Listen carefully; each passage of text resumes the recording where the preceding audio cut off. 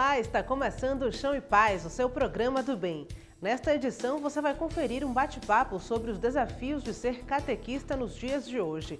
O sentido desse trabalho permanece o mesmo, mas a forma de apresentar a pessoa de Jesus Cristo às crianças mudou, assim como a linguagem e os meios que despertam a atenção delas. No programa de hoje também trazemos depoimentos de ministros extraordinários da comunhão, pessoas que recebem dos sacerdotes uma missão fundamental. E ainda o funcionamento do Seminário Central São João Maria Vianney, local de formação dos futuros padres da Arquidiocese de Salvador.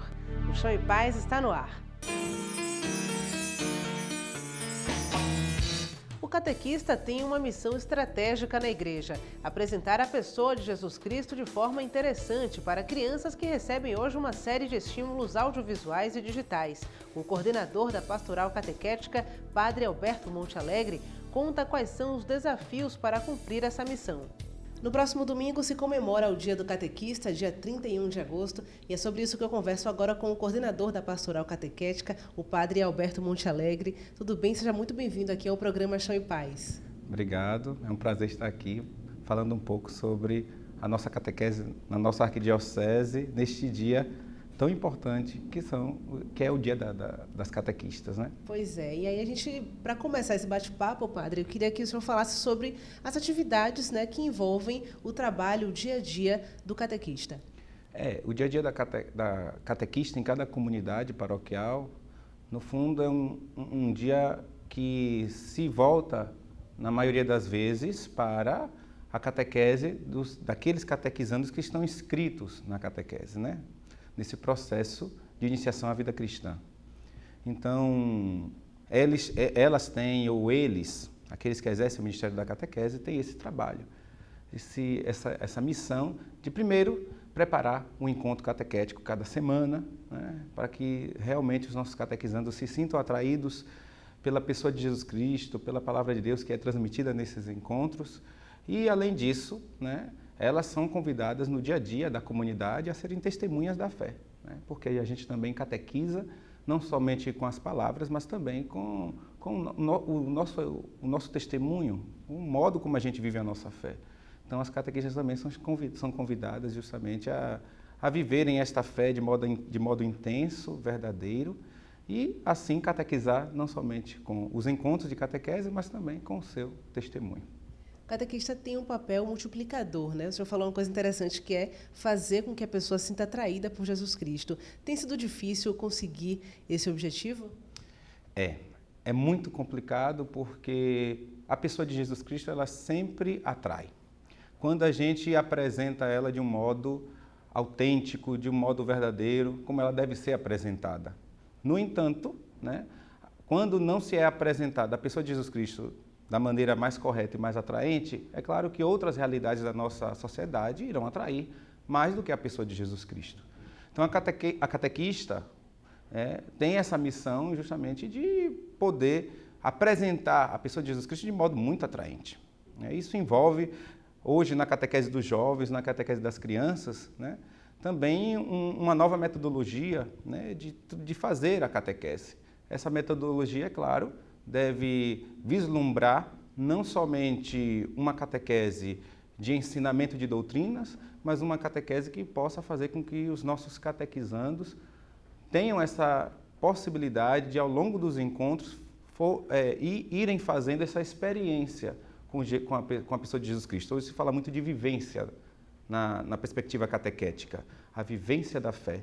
Então, não basta a gente apenas falar da fé, mas é preciso a gente viver. E é esse o trabalho da catequista, ajudar os catequizandos a vivenciarem a fé. Essa questão da globalização, né, de um mundo cheio de informações que circulam de uma forma muito rápida, isso interfere com certeza na forma como essa pessoa de Jesus Cristo é apresentada. Então, isso está nessas metodologias que o senhor citou. De que forma a postura do catequista tem mudado diante disso? Nessa perspectiva da globalização, da chuva de informações que existem nos nossos meios de comunicação e meios de comunicação tão interativos, né, que hoje qualquer um pode colocar um vídeo na internet, qualquer um pode falar o que quiser na internet, né, nas redes sociais. Então, a catequista tem esse desafio justamente de poder equilibrar né, essa gama de informações que muitas vezes não são informações tão boas, nem informações que ajudem o catequizando a crescer, né, na fé, no jeito de ser cristão. Então, a catequista também tem que saber utilizar os meios de comunicação. Ou seja, deve utilizar todas aquelas redes sociais que nos são oferecidas hoje também para catequizar.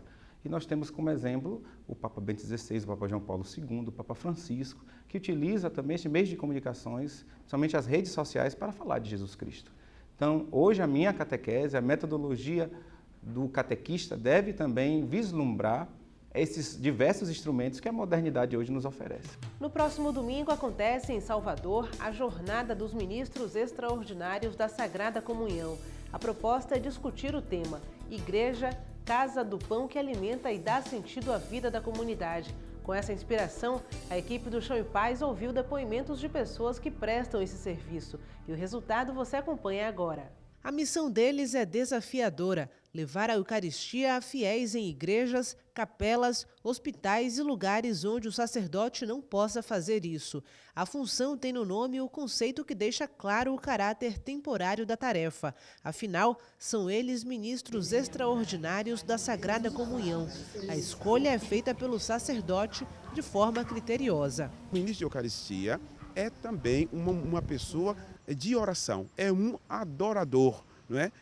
Porque ele tem contato com aquilo que a igreja tem de mais sublime, que é a divina Eucaristia, o corpo, o sangue de nosso Senhor Jesus Cristo. E depois a formação contínua, a formação ética, a formação moral, etc, etc.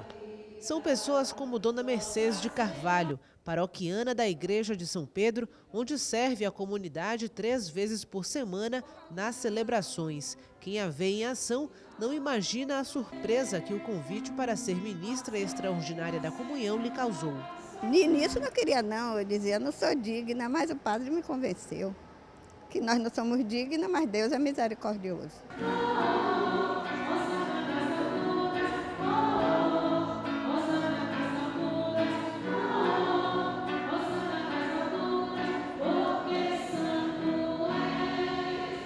Dona Mercedes se recorda com carinho da última experiência que viveu com uma pessoa enferma, que por intermédio dela pôde receber pela última vez o sacramento da Eucaristia. Eu me sentia muito bem. Essa criatura mesmo, a gente cantava muito juntas. Ela ficava muito alegre no dia que ela foi para o hospital. Por um acaso eu estava aqui na igreja e alguém me chamou.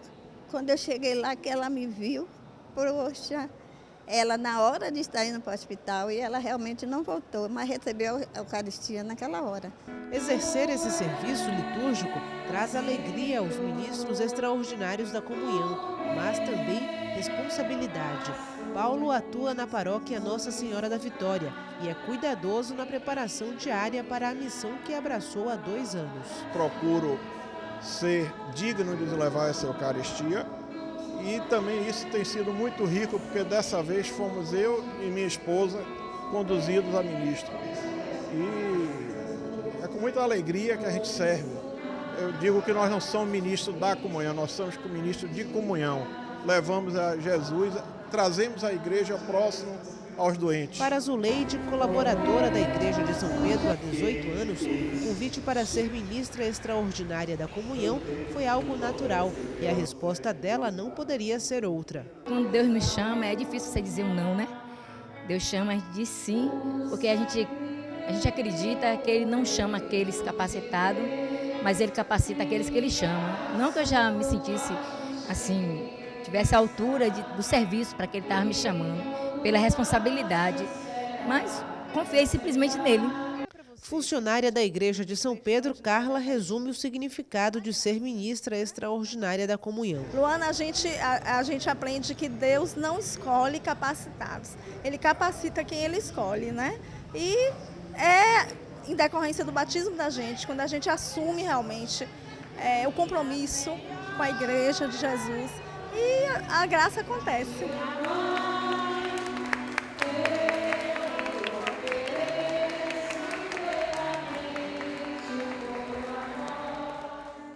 No próximo bloco, você continua acompanhando a entrevista com o coordenador da Pastoral Catequética, Padre Alberto Montealegre. O intervalo é rápido, fique aí.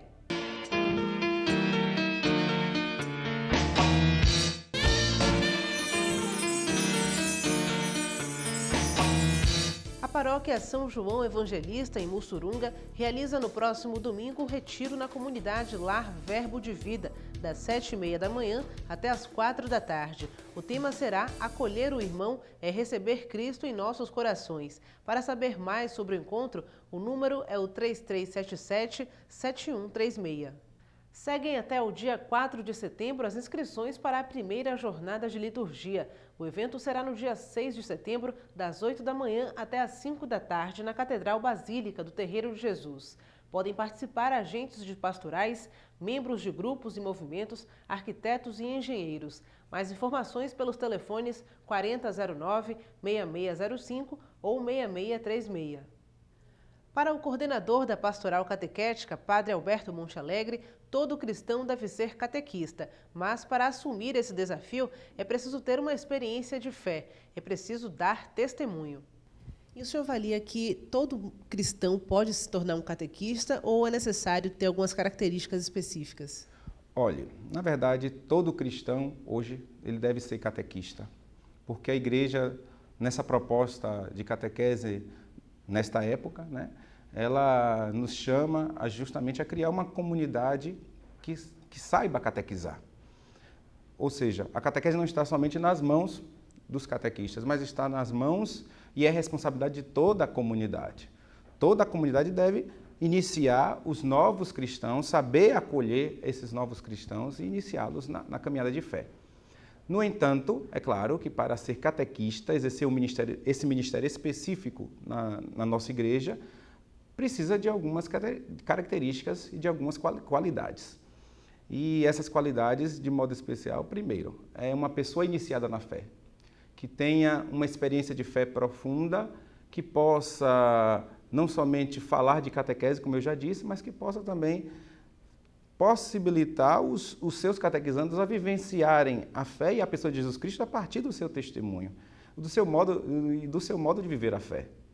Então, precisa ter essa qualidade, uma pessoa madura na fé, uma pessoa que tenha já feito a sua iniciação na vida cristã, ou seja, esteja inserida na comunidade, tenha experiência da vida comunitária, já tenha recebido, por exemplo, os 3 sacramentos da iniciação cristã, batismo, crisma e eucaristia, ame a palavra de Deus, conheça um pouco a palavra de Deus, mas também ame essa palavra, né? Seja uma pessoa integrada afetivamente, né? Psicologicamente, uma pessoa que tenha uma espiritualidade muito bem sedimentada, muito bem fundamentada. Então são essas qualidades e outras que a gente pode citar que uma catequista pode e deve ter, né? Agora, isso não significa que quem não tem ainda essas qualidades não possa ser catequista. É claro que pode. Comece ajudando na sua catequese. As catequistas mais antigas, a gente deve sempre estar inserindo os nossos jovens nesse trabalho para que, assim, os nossos ministros na catequese possam crescer cada vez mais.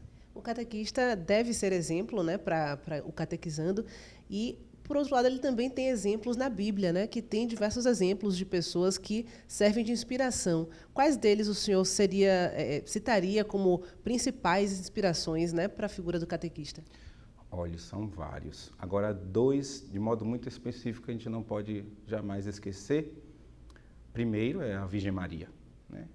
Uma catequese que ela nos propõe com seu testemunho, a catequese do silêncio, né? Daquela que sabe escutar a Deus, daquela que sabe acolher a palavra de Deus, que sabe transmitir esta palavra e encorajar outros a seguir esta palavra que ela primeiro segue, que ela primeiro diz o seu sim, né? A quem ela primeiro diz o sim. E a outra pessoa que eu creio que nessa perspectiva missionária que hoje a igreja tanto fala, a partir de Aparecida, mas também a partir do documento do Papa, a alegria do Evangelho. Então, nessa perspectiva missionária, eu creio que a pessoa de São Paulo é uma pessoa que os catequistas precisam também estudar um pouquinho, até porque é um homem apaixonado pelo Evangelho, é um homem missionário ao extremo e um homem que doa a sua vida pela causa do Evangelho.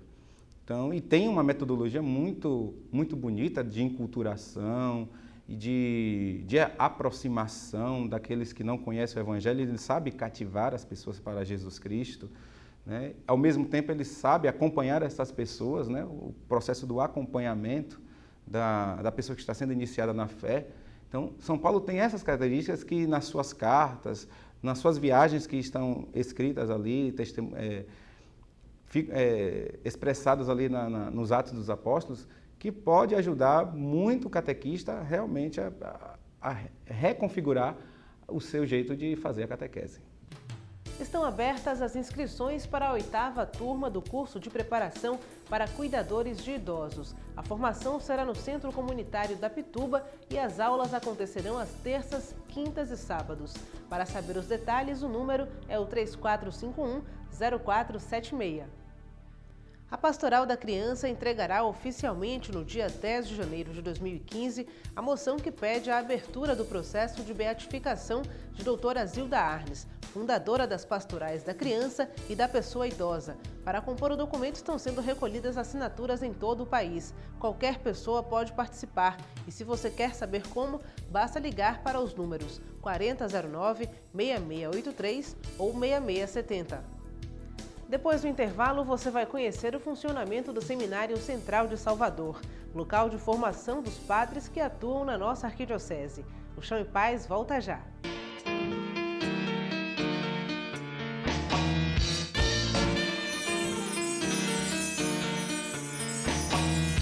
O coordenador da Pastoral Catequética, Padre Alberto Monchalegre, lembra que a missão das pastorais não deve se restringir à iniciação, mas também fazer o acompanhamento das pessoas que já estão inseridas na comunidade. E pensando do ponto de vista das pastorais, que recomendações o senhor faria para que elas atuassem de forma mais ampla dentro das comunidades? As pastorais da nossa igreja, na verdade, ela deve ter sempre essa dimensão catequética, que é essa dimensão não somente de iniciar na fé cristã, né, aqueles que não foram iniciados, mas também a missão de acompanhar, como eu dizia, que a figura de São Paulo pode nos ensinar bastante, de acompanhar aqueles que já foram iniciados, para que eles possam aprofundar a fé cristã, né? Aprofundar essa vivência com Jesus Cristo. E aqui está o problema, né? Hoje na nossa igreja. Nós temos católicos que estão engajados nos trabalhos pastorais, mas apesar de terem sido iniciados na fé cristã, eles não continuam este aprofundamento. E por falta, na maioria das vezes, de acompanhamento. A comunidade não sabe acompanhar aqueles que já estão inseridos nela, que já estão comprometidos com ela. Aí, é claro, corre-se o risco dessas pessoas se desviarem, como a gente está vendo a questão de vários católicos que passam para as seitas porque não fizeram esse caminho de aprofundamento na fé ao longo, né, da sua caminhada dentro da comunidade. Então, as pastorais elas devem ter essa dimensão catequética que deve favorecer justamente não só essa iniciação, mas esse acompanhamento a partir desta apresentação da Palavra de Deus, a partir da condução dos diversos fiéis, dos seus diversos membros, para fazer essa experiência, essa vivência com a pessoa de Jesus Cristo. E o que o senhor diria para cada agente, né, que pode estar nos assistindo nesse momento aqui no Chão e Paz, para buscar esse aprofundamento, né, com motivação para isso? A primeira coisa, eu digo, invista na sua formação, né? Como a gente precisa, tanto as nossas catequistas, e é esse o nosso papel enquanto pastoral catequética, né? Possibilitar que elas possam continuar esse caminho de formação, e as nossas pastorais precisam favorecer isso. A formação é algo que não abrange somente o intelecto, mas também a dimensão espiritual. Essa dimensão espiritual que muitas vezes ela para no tempo e às vezes não se desenvolve por falta de possibilidade e perspectivas que nos é oferecida a partir desses encontros de formação, né? Então, eu creio que dentro das nossas comunidades devemos investir nessa formação dos nossos leigos, dos nossos agentes. E essa formação pode ajudar muito a gente saber viver a fé. Não basta a gente dizer que a gente é cristão, mas é preciso saber hoje ser cristão e viver a nossa fé cristã. Eu acho que aqui está o X da questão do nosso evangelizar, do nosso ser missionário, do nosso realizar os trabalhos pastorais que precisam ser realizados dentro da nossa comunidade e dentro da nossa sociedade. Tá certo, então com essas recomendações, com esses conselhos aqui do Padre Alberto Montealegre, a gente termina esse bate-papo, né, sobre o Dia do Catequista. Muito obrigada pela sua participação aqui no Chão em Paz. Foi um prazer e quero agradecer a toda a equipe do Chão em Paz, mas de modo especial agradecer aos catequistas da nossa arquidiocese que fazem um trabalho tão intenso, tão bonito nessa doação da sua vida por esse ministério tão importante dentro das nossas comunidades paroquiais. Então, quero agradecer e quero pedir que Deus abençoe, né, e recompense toda a doação, todo o serviço que vocês, catequistas, exercem na sua comunidade paroquial, que o Senhor possa abençoar e fortalecê-los. E cada vez mais, a partir do vosso testemunho, do vosso serviço, possam surgir mais catequistas para as nossas comunidades e assim nós possamos ter uma comunidade, uma igreja que saiba catequizar, que saiba iniciar na fé cristã, mas também acompanhar para que aqueles que são iniciados sejam também aprofundados nessa fé e possam, deste modo, ser missionários de fato da pessoa e da palavra de Jesus Cristo.